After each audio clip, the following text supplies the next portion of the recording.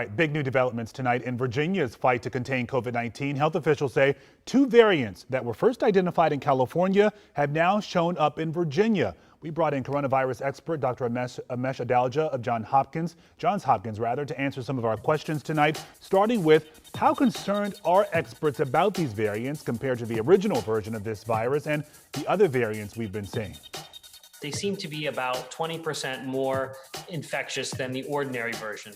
This is something that's kind of intermediate between the ordinary version of the virus and the UK or 117 variant. There are other variants that I think are more concerning, not because they're more prevalent, but because they're a little bit trickier to deal with.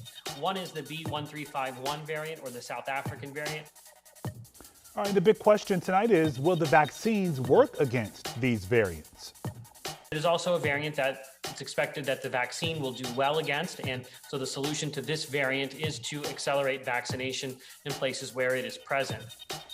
All right, now between the UK, South African, and California variants, Virginia now has identified 4 of what the CDC calls variants of concerns.